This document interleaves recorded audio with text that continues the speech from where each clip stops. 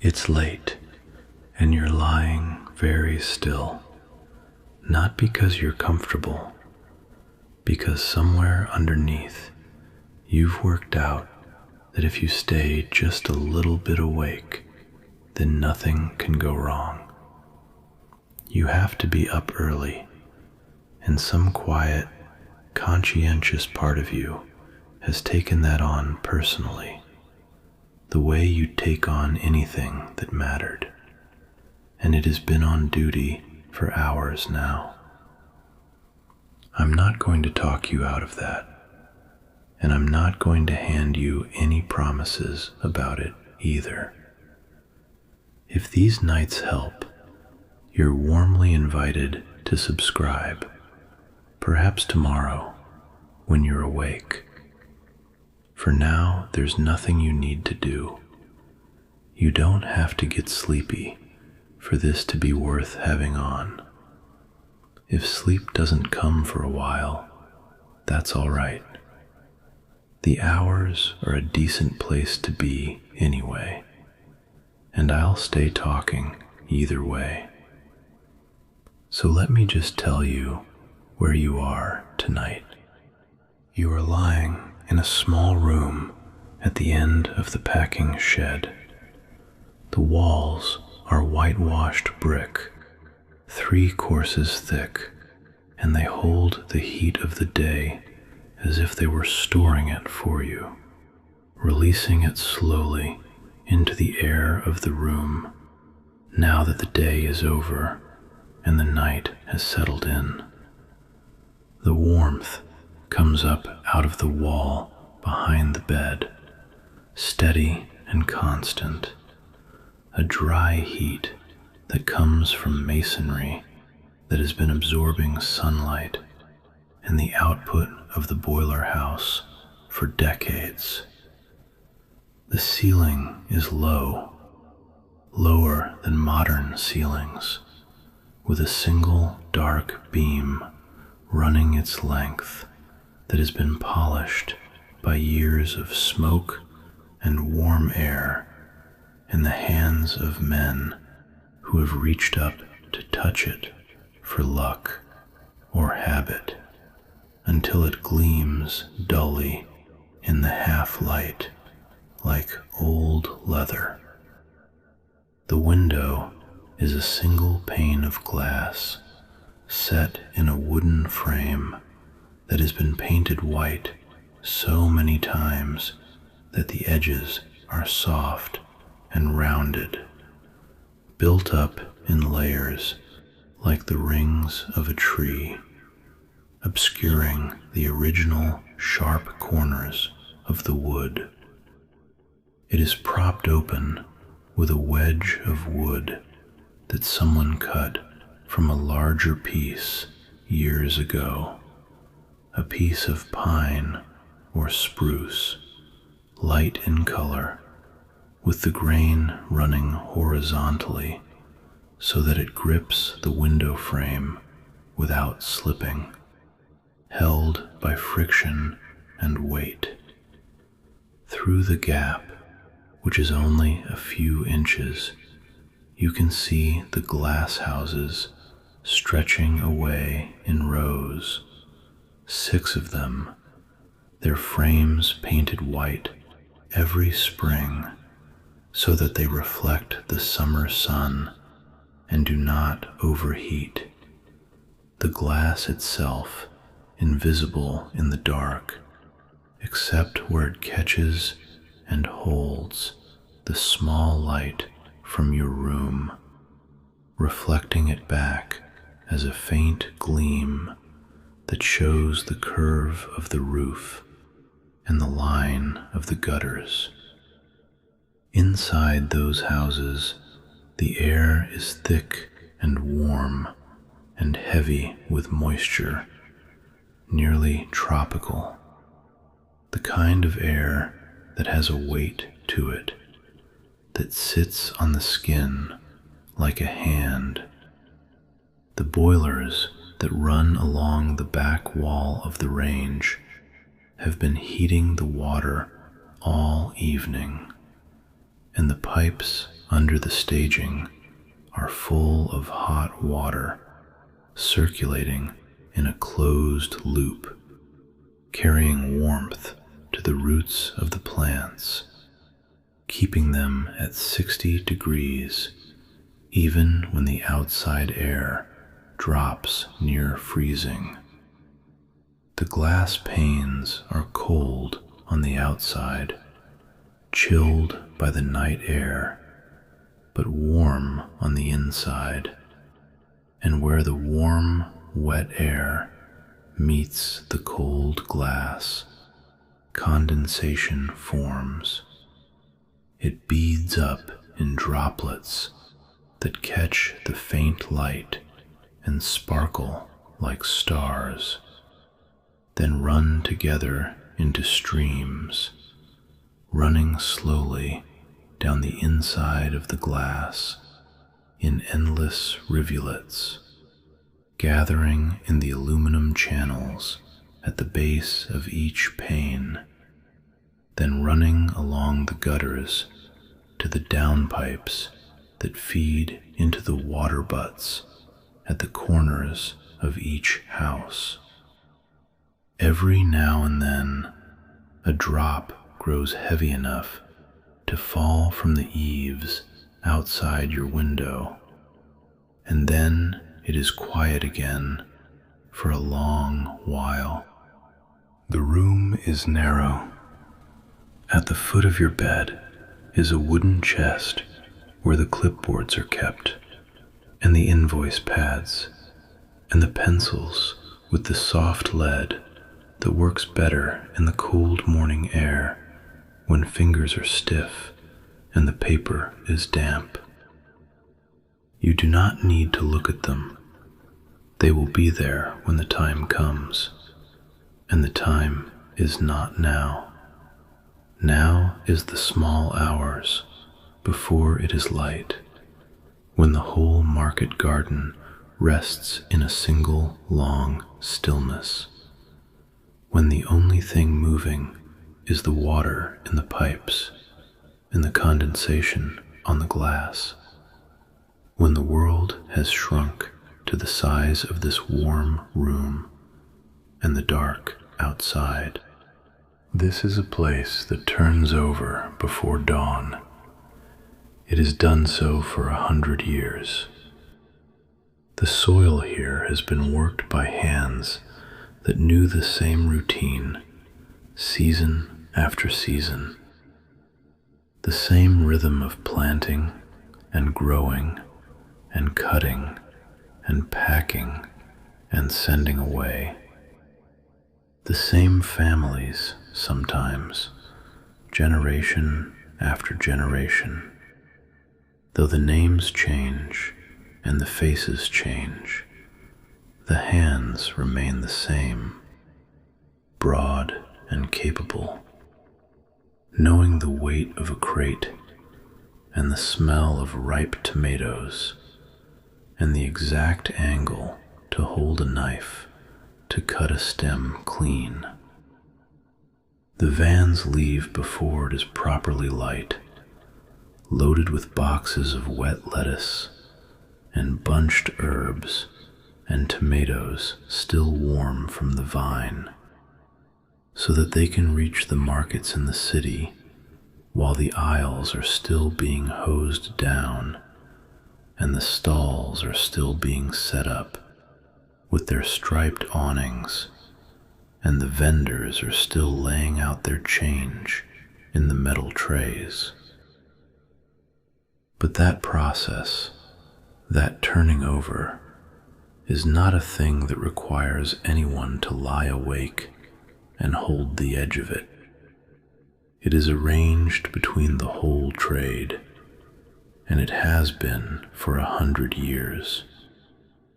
It is a system that holds itself, like the coke banked in the firebox, like the water held in the pipes, like the knowledge passed on about how much to pack in a box so that it is full but not bruised. You can hear the night man crossing the yard, His boots are heavy, with soles thick enough to withstand the cold of the concrete and the wet of the puddles that gather by the drains where the gutters empty. He comes out of the cottage by the gate at the same time every evening, and he crosses to the boiler house with his hands in his pockets until he reaches the door, his breath showing faintly in the cold air if the temperature has dropped, though tonight it is mild, almost warm, and his breath does not show. The door is painted green, a dark forest green, and the paint is chipped around the handle where his hand has turned it thousands of times, revealing the gray metal underneath and the brass of the mechanism, shiny from use. He pushes it open. It swings inward on hinges that are well oiled, because a squeaking hinge in the quiet of a market garden at night would carry across the yard and wake the cottages, and nobody here wants that. Inside the boiler house, the light is different. It comes from a single bulb covered in a wire cage, and it casts shadows through the pipes and the valves, turning the steam that escapes from the relief valve into a silver ghost that vanishes in the air. The night man takes the shovel from its hook on the wall.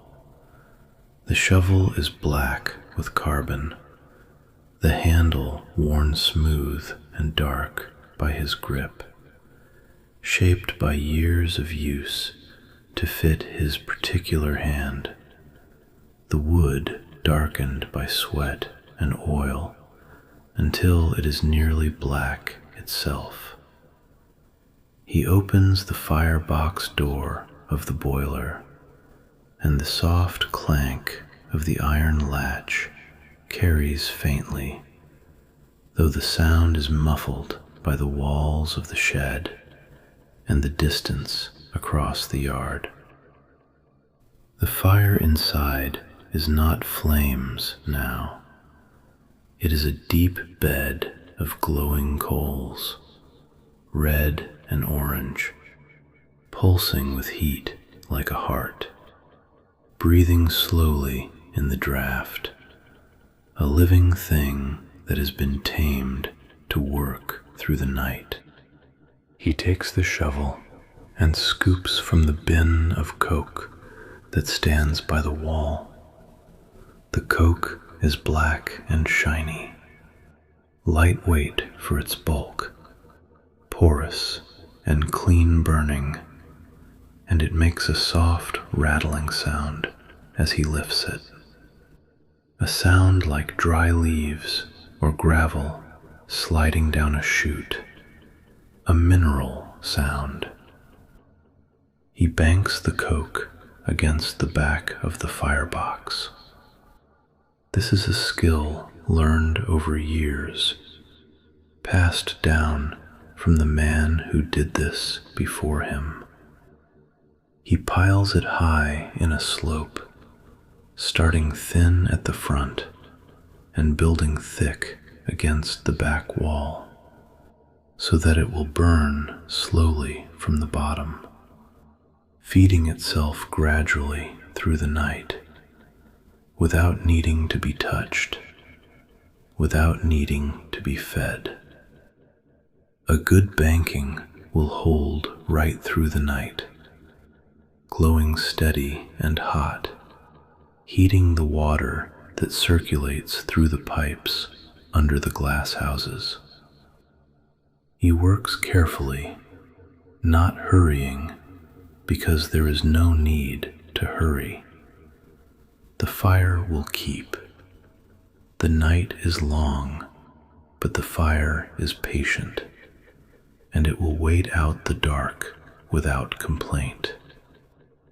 He eases the damper over, not closing it fully, but adjusting the cast iron plate so that the fire breathes shallow, taking in just enough air to sustain itself without roaring, without consuming itself too quickly.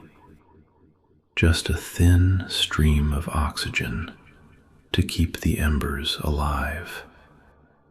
The boiler ticks and settles, the metal expanding slightly in the heat, contracting slightly as the draft adjusts, making small sounds of contentment.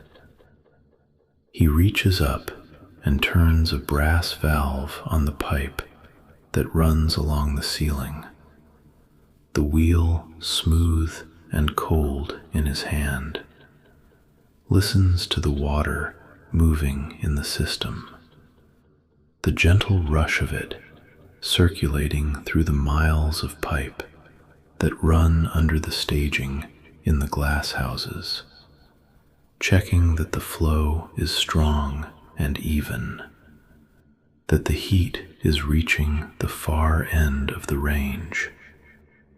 And then he turns the valve back to its original position. That is all. The fire is banked. The system is closed. The heat is held. It will hold itself now until morning, requiring only the occasional glance, which he will give when he wakes, but not now. Now he banks it and leaves it. He pulls the door shut behind him. The latch clicks, a solid sound of metal meeting metal, a sound of finality. He crosses the yard again, his boots crunching once on the gravel path, then silent as he reaches the concrete slab that runs between the buildings, his shadow passing briefly across the window of your room, though he does not look up, does not know you are awake, does not need to know. He goes into his cottage, hangs his boots on the hook by the door, and climbs the stairs to his bed. He will be asleep within minutes, lying on his back with his hands folded on his chest, breathing slow and deep because he has done this work for 20 years, and he knows that the boilers do not need watching once they are banked. That is the point of banking them. They hold the heat themselves. They give off their warmth to the pipes, and the pipes give it to the soil, and the soil holds the roots of the plants, and the plants grow in the dark, all without anyone standing guard, without anyone keeping watch, without anyone lying awake to make sure the warmth continues. In the glasshouses, the air is heavy with humidity, thick enough to touch, warm and wet against the skin, coating everything with a fine film of moisture. The trays of seedlings stand in rows on the wooden staging, which is made of cedar planks that have gone silver with age and the constant moisture, the grain raised and fuzzy like the skin of a peach. The soil in the trays is dark, almost black, damp and warm, rich with peat and compost, and the slow-release fertilizer that was mixed in a month ago. If you were to press your hand into it, you would feel the heat from the pipes below rising up through the wood. But you are not pressing your hand into it. You are lying in the small room at the end of the packing shed, under your blanket, and the warmth reaches you through the walls, through the air, wrapping around you like something physical, like a heavy coat. The seedlings are small still, just their first small leaves, lettuce and pepper, and the first early tomatoes. Their surfaces fuzzy with fine hairs that catch the moisture in the air and hold it like jewels glistening in the faint light. There is no light for them to work with now, but they grow anyway, stretching their roots into the warm soil, taking up water, building cells in the slow, steady process that requires no light, only heat and time and the dark. They are doing this now while you lie here, while the nightman sleeps, while the whole place rests slowly in the dark. They do not need you to watch them. They do not need anyone to encourage them. They simply grow because that is what they are made to do, and the warmth allows it. The hose hangs on its hook by the door of the nearest glasshouse, a green rubber coil with a brass nozzle that drips once, twice, then stops as the pressure equalizes in the line, the rubber slowly contracting. The concrete floor of the glasshouse is wet, washed down at the end of the day with a hard spray of water to keep the humidity high and to clean away the spilled soil and the fallen leaves, the debris of the day's work, the broken stems and the empty flats. The water runs along the slight slope of the floor to the drains, and from there to the tanks that will be used again tomorrow to water the plants. The same water circulating, held, reused, nothing wasted, everything kept in the loop.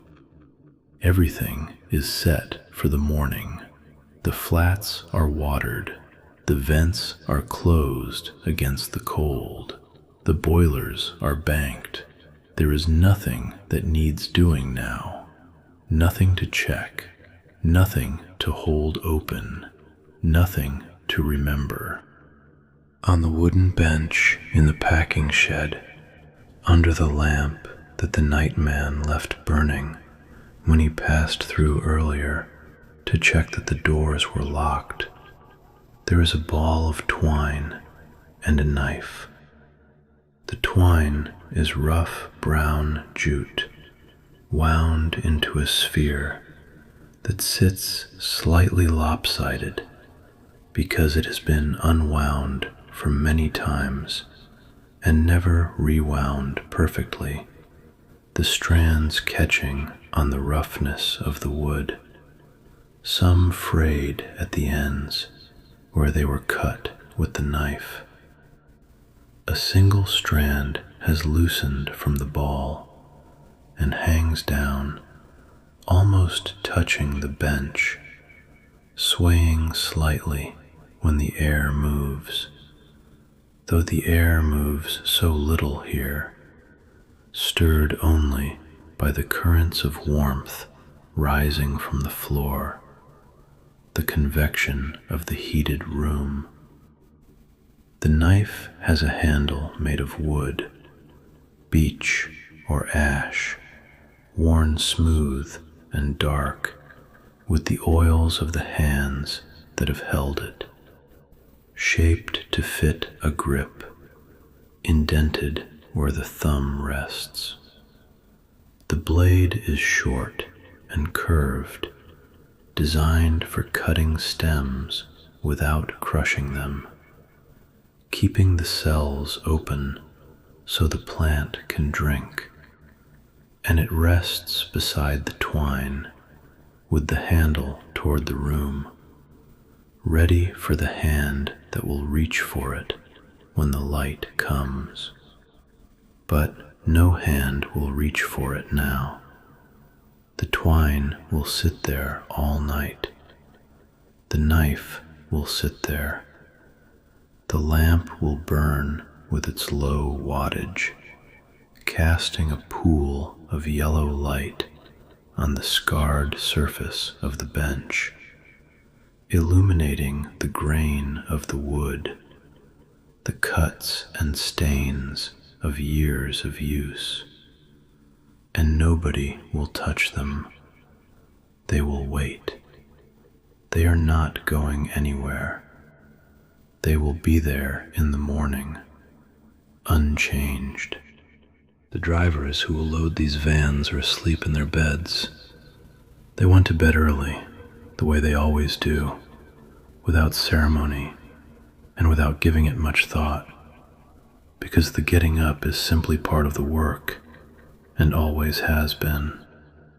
They are asleep, dreaming of rivers or roads or nothing at all. Their breathing slow and regular, their bodies heavy with rest. The pickers who will come with the first gray light to cut the lettuce and the spinach and the herbs, they are asleep too, their hands resting on the cool sheets, their faces turned into their pillows, their muscles relaxed and recovering from yesterday's work, their fingers curled slightly as if still holding the knives. The man who checks the invoices against the orders, he is asleep. The woman who drives the tractor that pulls the trailers from the field to the packing shed, she is asleep. The boy who washes the boxes and stacks them to dry on the racks, he is asleep. Everyone who has any part in the turning over of the morning, everyone who has to be up before the light, is asleep and has been for hours, because that is how it works. The early hour is not any one person's private responsibility. It is arranged between the whole trade, and it has been for 100 years. And it does not get forgotten, because it is not the sort of thing anyone has to remember. It is held between all of them by the routine, by the simple fact that everyone involved knows their part and will play it after they have slept, without anyone having to lie awake to guard it. There is nothing here for you to hold open. Nothing in this place is waiting on you to keep it going. The boilers will keep the seedlings warm. The condensation will keep running down the glass. The twine will wait on the bench. The knife will wait. The nightman sleeps in his cottage, and his breathing is slow and even, and he does not wake. The drivers sleep. The pickers sleep. The whole trade rests in the dark, turning over toward morning, without anyone holding the edge of it, without anyone lying still with their eyes open to make sure the hours pass. The hours pass on their own. They have always passed on their own. They will pass now, whether you are watching for them or not. The warmth continues without being watched. The seedlings grow without being seen. You can sleep now, or you can lie here a while longer. You do not have to follow this story to the end. There is no end that you need to reach. The lamp stays on over the bench. The fire stays banked in the boiler, glowing dull red behind the cast iron door, holding its heat. The glass houses stay warm. The seedlings grow in the dark, slowly cell by cell, needing no witness, requiring only the warmth and the time that is passing. The twine hangs from its ball, turning slowly on its axis as the hours pass, unwinding a single thread into the still air. The knife handle gleams in the lamplight. The night man turns over in his bed, dreaming of nothing in particular, his hand falling off the edge of the mattress to hang down toward the floor, relaxed. The drivers are warm in their beds. The pickers are warm. The whole place rests in the dark, and the dark is warm, and it goes on without you holding it, has gone on without anyone holding it for 100 years, will go on for 100 more. The blanket is heavy. The pillow is firm under your head. The room is small and safe and asks nothing of you. The window is propped open with the bit of wood. The air that comes in smells of soil and tomato leaves and the faint sulfur of the coke burning low. You can let go, or you can simply lie here. The night goes on. The glass is wet with condensation. The boiler ticks once, settling in its jacket. The seedlings grow, the twine unwinds, the lamp burns. That is all. That is enough. Sleep now if you want, or just rest. The morning will come whether you are watching for it or not. It is not yours to hold. It never was. The wool against your chin, warm. The brick at your back, warm. The dark is warm. The twine turns. The fire glows. The seedlings